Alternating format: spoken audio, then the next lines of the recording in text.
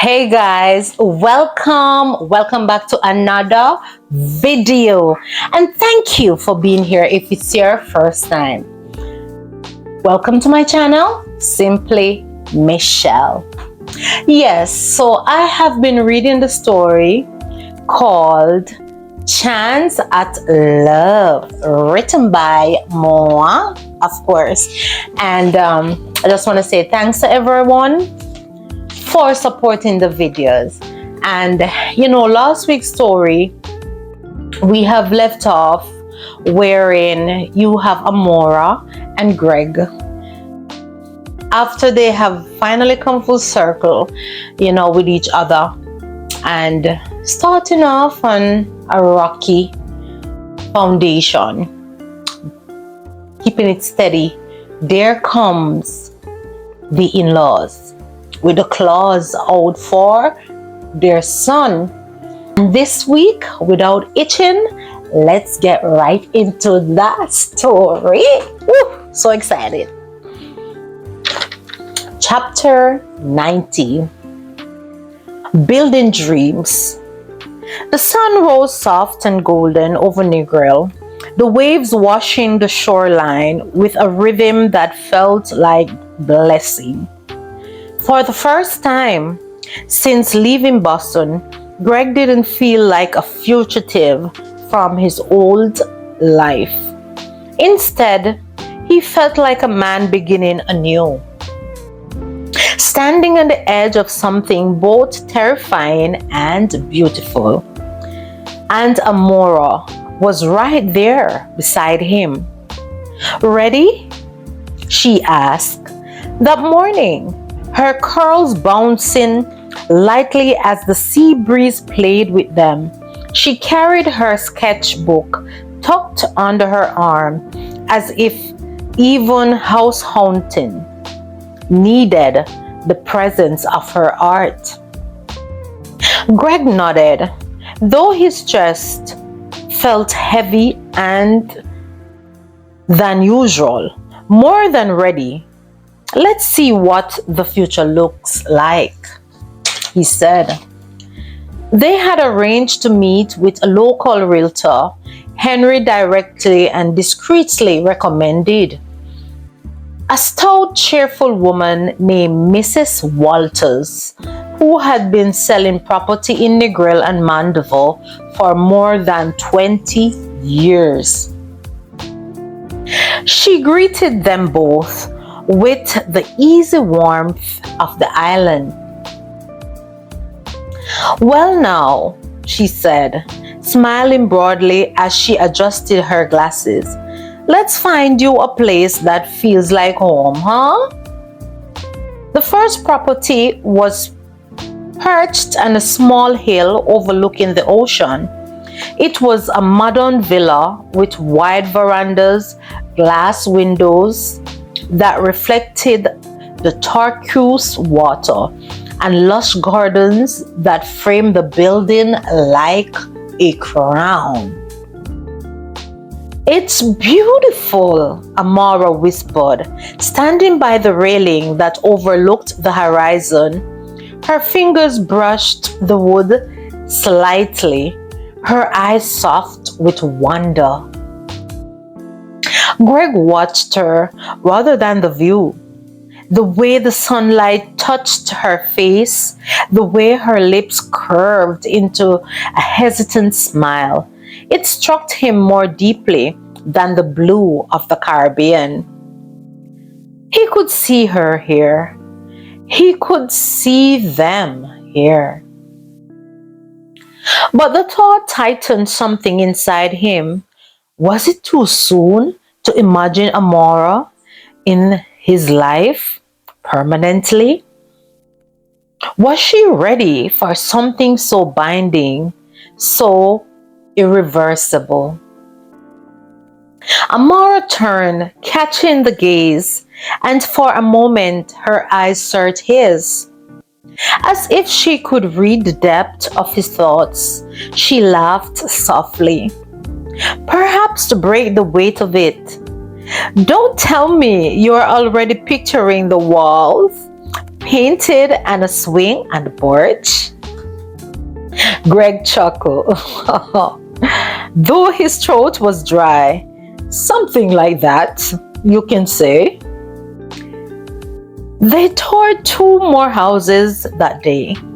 One, a charming colonial-style house tucked away in the heart of Negril, a quieter neighborhood surrounded by flowering hibiscus and mango trees, also sweet sop trees, and even nesberry. Another, a sleek modern retreat with clean lines and a pool that mirrored the sky. Laura sketched little details at each place: the curve of a window, the way a bougainvillea spilled over a gate, the view of a rocky cliffside. Greg noticed that she didn't just look at the structures, she looked at how life could fill them. By mid-afternoon, they sat together on the veranda of a seaside cafe, sipping on fresh coconut water. So refreshing, thought Amora. Do you ever feel, Amora said softly, tapping her straw against the rim, like all of this is moving so fast? Greg's chest tightened. He had been waiting for her to say something like that. He leaned back, his eyes fixed on the waves. Every day. Sometimes I think I am just rushing headfirst into something I don't fully deserve. That maybe you'll wake up one morning and wonder, what on earth are you doing with me? He said, searching her face and looking deeply into her eyes. Amara looked at him, her expression shifting, part surprise, part tenderness. Greg, I don't think she hesitated, chewing on her lower lip. It's not that I don't want this. It's just I have dreams before that felt so real and they broke apart. I don't want to lose myself in something too quickly. Her honesty cut straight to him. Greg reached across the table, his hand covering hers. I don't want to rush you, Amora. Not in anything. That truth is, I see a future with you. That scares me more than anything, because it's the only thing I have wanted that feels like it could slip away if I push too hard. He said.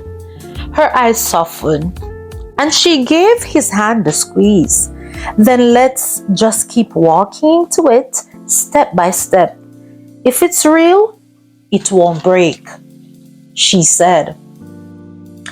Later that week, Greg began making inquiries about opening a small practice in Negril. He visited a modest office space not far from the beach, its walls freshly painted and its rooms filled with possibility. He imagined patients, locals and tourists alike, coming through the doors. He imagined healing not just a profession, but as a way to root himself in this community. When he showed the place to Amara, she walked slowly through the rooms, touching the walls as if she were feeling their story. This feels right for you, she said at last, smiling faintly. You are not running anymore. You are building. And she looked at him with a sweet, soft smile. For the first time in his life, Greg James, or Greg Thompson, wasn't dreaming of duty or escaping. He was simply dreaming of permanence. And though a shadow of fear still lingered, that maybe Amara wasn't ready, that maybe the speed of it all would spook her, he held on to the quiet hope that their steps, however tentative, were leading them home. Chapter 20. Foundations. The first sign that things were becoming real came not from a contract or a lawyer's call, but from the echo of Greg's footsteps on the tile, the floor of his new office space. It was nothing fancy. 3 modest rooms, a waiting area, a small reception desk. The walls were plain, the paint still smelling faintly new. But to Greg, it was perfect. He could really see the patients walking through the door, hear the hum of life filling the space. Amara stood at the center of the room, her hands on her hips, her eyes scanning everything. "It's bare," she said at last. Greg chuckled. "Bare? That's one way to put it." She grinned, pulling her sketchpad from her tote bag. "But I can already see it. You need warm colors. Nothing sterile, like black in Boston. The people here will want to feel welcome, not like they're in a cold clinic." Greg tilted his head, watching her sketch a few quick drawings and designs. "You really think about things differently, don't you?" he asked. "That's what artists do," she said slightly, with a grin on her face. "We don't just see what's there, we see what could be." He stepped closer, glancing at the lines she drew, the bright flourishes of Caribbean colors. She suggested, "I like what you see," he said. Their days soon took on a rhythm. In the mornings, Greg worked through the nullities of licensing and setting up his practice, speaking with local officials, hiring receptionists, and a nurse. Amara often came with him, her laughter softening otherwise tense conversations. By afternoons, they wandered through furniture shops. Amara tugged him from one display to another, holding up sketches and samples. Oh, it was a fun time. "This," she said one afternoon. "Here, this," holding up a piece of fabric patterned with hibiscus flowers, "would look incredible for your waiting area," she said. Greg wrinkled his nose. "That seems a little bold, don't you think? I know you love hibiscus and all, but come on, Amara, this is a practice." Amara tilted her head, smirking. "Greg, you are in Jamaica now. No one wants to sit in a waiting room that feels like a Boston, what do you call it? Boardroom. This is Jamaica, my friend," she said. Greg could not hold back the laugh. He laughed so hard, giving it. You are right, let's do it," he said. "Would you like..." "You know what, never mind, let us proceed," said Amara, her hands pleased, and he felt his heart swell. It wasn't just about buying furniture or organizing a clinic. It was about building something together. Every decision felt like a piece of their future being laid brick by brick, and that warms his heart and gives him hope. And then there was the house. Greg had signed the papers for a small villa tucked in a quiet lane just outside Negril. It wasn't extravagant, but it was his sanctuary. He and Amora spent hours wandering the rooms, deciding where furniture should go, which corners would hold art, which balcony would be the best for coffee at sunrise. I think this room should be your studio, Greg said one evening. Greg said one evening, pointing to a sunlit space with wide windows. My studio, blinked Amara. You'll need somewhere to paint, to dance, to be you. Don't you think you're getting ahead of yourself, Mr. James? The last time I checked, we were just getting to know each other. Her chest tightened, and she looked at him with eyes glittering faintly. You're really making space for me here, aren't you? Greg's voice softened. I don't want to imagine this place without you in it. And he took a pause as they both held each other's gaze, with words unspoken, looking deep into each other's souls. A week later, as they drove towards Mandeville, Amora's hand fidgeted on her lap.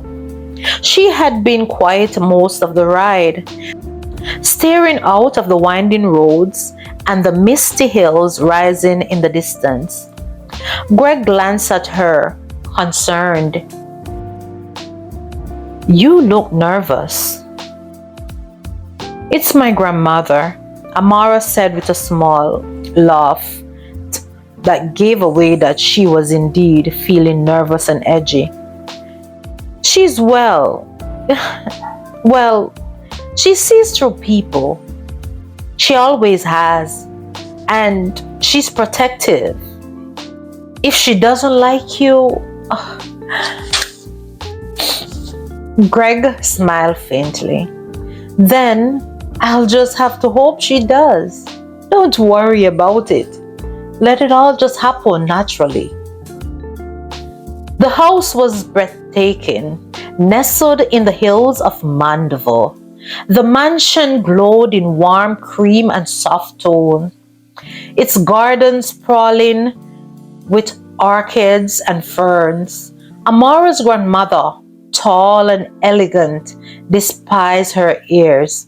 She was a beautiful woman and met them at the door. Amora, she said warmly, pulling her granddaughter into a tight hug. Then her sharp eyes turned to Greg. So this is the gentleman? She said softly, studying him as though weighing his soul. Greg extended his hand respectfully. Yes, ma'am, I'm Greg Thompson.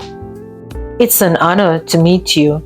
She took his hand, holding it firmly. Her eyes softened almost immediately. Manners? A weird thing these days. She nodded once, then gestured them inside. Come on in. Dinner was quiet, like a quiet storm of testing glances and careful questions. Amora's grandmother asked Greg about his past, his work, his reason for being in Jamaica, his family. He answered each honestly, careful not to betray his family's wealth, but open about his desire to start anew, to live meaningfully, to build something real. By the time dessert was served, the older woman was smiling. She leaned closer to Amara and whispered just loud enough for Greg to hear. This one has a good heart. He's a keeper, baby girl.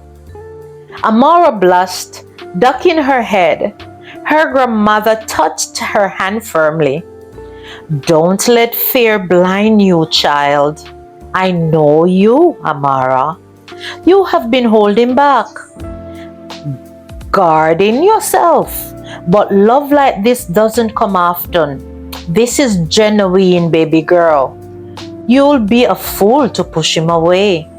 And she tilted her head and winked at her granddaughter. Amara's throat tightened. She looked across the table at Greg, who caught her gaze with a quiet intensity, and something inside her softened. Her grandmother was right. Maybe it was time to stop holding back. That night, as they prepared to leave, Amara walked Greg out to the veranda.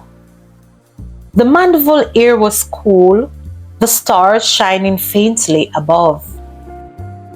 She likes you, Amara said softly, and tried to tickle Greg as he poked him in the side. Greg crunched and smiled. And what about you? He asked. She hesitated only a moment before sliding her hand into his. I think I may be falling for you too, she whispered in his ears. Greg's heart pounded. But he said nothing, just held her hand tightly as they stood together in the quiet night, knowing something had shifted.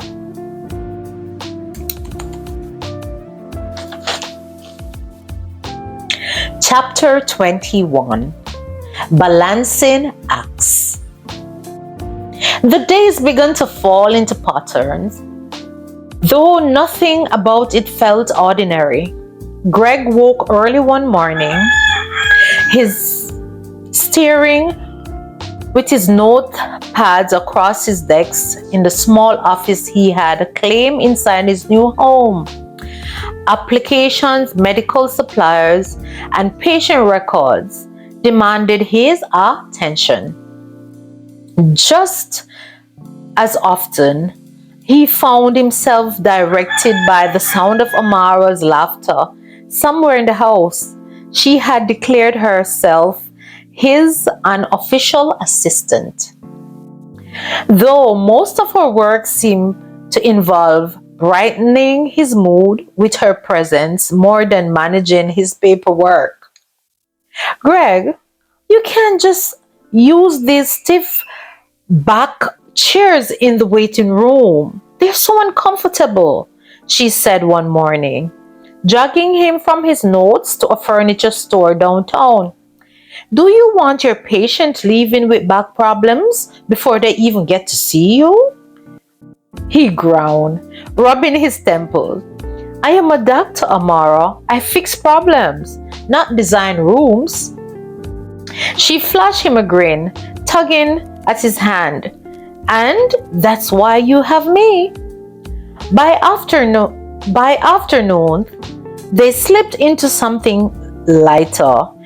Sometimes they walked through Negro's bustling markets, Amara bartering for fruits, while Greg marveled at how quickly she made friends with every vendor.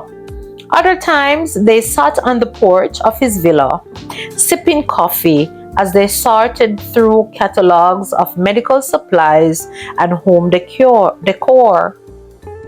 It wasn't easy. There were arguments and butting of heads. One evening, Greg insisted on ordering the latest high-tech diagnostic machines, arguing that patients deserve the very best. Amara frowned, running her fingers down the quoted price. Greg, look at this. Do you really need all of it right now? You are building from scratch. Start small and grow into it. He bustled, unused to having someone question his professional choices. But When she met his gaze calmly, firmly, he sighed and leaned back.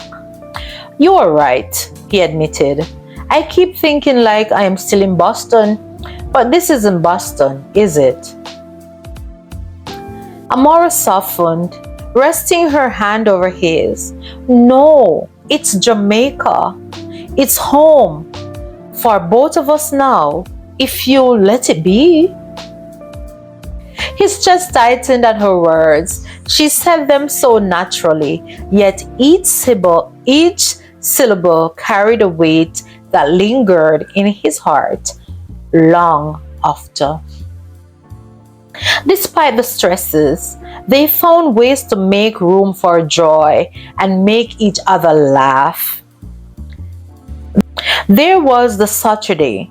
They spent painting the waiting area themselves. Greg in an old t-shirt striped with bright teal, Amara smudging paint on his nose just to watch him school. They laughed until their arms ached, until the sterile white walls transformed into something warm and inviting. There was the Sunday evening when Greg closed his files early and followed Amara to the beach. They carried grilled fish from a vendor, sat cross-legged in the sand, and watched the sun melt into the horizon. Greg wasn't used to slowing down, to living outside his work, but Amara had a way of tugging him gently back to life. "See," she said, her toes buried in the cool sand. "This is balance." Greg looked at her, at the way the last light touched her skin, at the ease in her smile, and he wondered if she even knew how much she was teaching him. The practice was coming together piece by piece. The home was filled with furniture, plants, and a little personal touches Amara insisted on adding. And between all of it, the bond between them deepened, an invisible thread growing stronger each day. There were small unspoken things, of course. Greg's secret remained just beneath the surface, and Amara's fear still whispered to her in quiet moments. But for now, they allowed themselves to laugh, to argue, to plan, to dream. Together, they were leaning and learning the art of balance, of wavering personal joy with professional ambition, of creating a shared world where both could breathe freely. And though neither of them said it aloud yet, both knew the truth. This balance was more than just temporary. It was the foundation of something lasting, something worth fighting for. Chapter 22. The First Taste. The smell of seasoning filled Greg's kitchen, rich with thyme, scallion, and garlic sizzling in a skillet. He leaned against the doorway, arms folded, watching as Amora moved about with a kind of ease he could only envy. She tied her hair up into a loose bun, strands escaping to frame her face as she chopped fresh callaloo and added to the pan. "You know, Greg." "You know," Greg said with a teasing smile. "I don't remember ever inviting a professional chef to my house." She turned, pointing her wooden spoon at him like a warning. "Professional? Please, if I cook for a living, I'll starve. This is just basic survival, Greg." He chuckled, though the warmth that had grown in his chest since she walked into his kitchen felt far from basic. He had teased plenty of he have tasted plenty of fine food in Boston. But there was something about watching Amara here, barefoot, humming under her breath, completely at home in his space, that stirred something deeper. As the food simmered, they set the final touches around the house. Amara insisted on moving the vase of flowers to the window instead of the coffee table, arguing it will get more light there. Greg gave in, though mostly because he liked the spark in her eyes when she was winning. By the time the plates were on the table, the house smelled like a proper home. Dinner was delightful. They laughed over Greg's clumsy attempt at the patios, Amara's clutching her side when he tried to say "Midaya" and make it sound more like a sneeze. She told him stories about growing up in Mandeville, about how her grandmother used to cook the same dishes with far more patience. Greg listened, smiling, soaking in every detail like it was medicine for his soul. But then her phone rang. She glanced at the screen and froze. Her smile fluttered, her shoulders stiffened. Greg noticed immediately. "Everything okay?" he asked. "It's my dad," she murmured, standing to take the call. He tried not to listen, but the walls were thin, and her voice carried along with her father's sharp clip tone on the other end. And guys, we will stop here for today. What is it Amara dad is finally calling her to say? First, it was Greg's parents, and now it's Amara's dad. What could it be? Well, guys, to find out the answer to this very interesting question, you have to stay tuned until the next video.